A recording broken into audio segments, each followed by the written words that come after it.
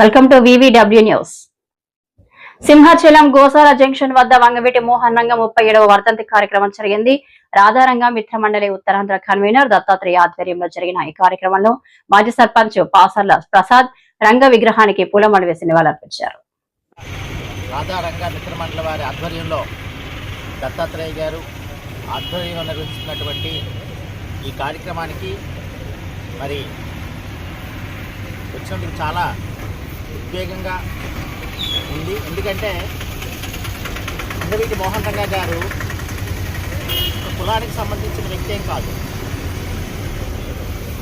పేదలకు, ముఖ్యంగా పేదలకు ఎందరినో ఇన్స్పైర్ చేసి పేదలకు అన్ని సౌకర్యాలు కల్పించడం కోసం, హౌసింగ్ ఇప్పించమని కోరడం కోసం అతను ఆ రోజు ఆమరణ నిరాహార దీక్ష చేస్తే అతన్ని దుండగులు అన్యాయంగా ఆ రోజు చంపేసి మరి ఈ ఆంధ్రప్రదేశ్లో ఒక గొప్ప నాయకుడిని కోల్పోవలసి వచ్చింది మనం. ఎందుకంటే అతను జైల్లో ఉంటేనే లక్షలాది మంది మరి అతనికి సంఘీభావం తెలిపి అతన్ని ఎమ్మెల్యేగా గెలిపించిన చరిత్ర. అతను మరి ఎందరినో ఇన్స్పైర్ చేసి ఎందరికో మరి అతని చర్యల ద్వారా, అతను చేసిన సేవల ద్వారా పేదలను విజయవాడలో తీసుకుంటే, అతను విజయవాడ వెళ్ళామంటే ప్రతి పేదవాడు గుండె చప్పుడు అతను. ఎందుకంటే అతను చేసిన కార్యక్రమాలు పేదలకు ఎప్పుడు అందుబాటులో ఉంటూ పేద మధ్యతరగతి ప్రజలకి ఆరాధ్య దైవంగా జీవించిన వ్యక్తి వంగవీటి మోహన్ రంగ గారు.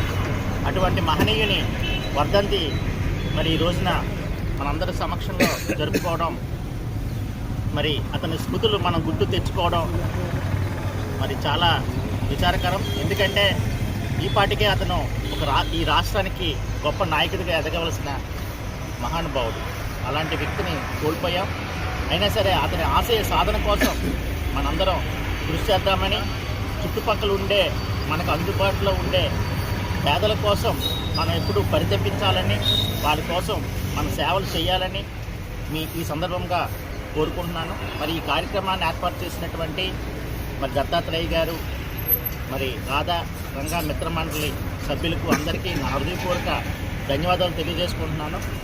అదేవిధంగా ఈ వాకర్స్ క్లబ్ అసోసియేషన్ వాళ్ళందరూ ఇచ్చేసి అతనికి ఘనంగా నివాళులర్పించినందుకు వారందరికీ కూడా నా ధన్యవాదాలు తెలియజేసుకుంటున్నాను.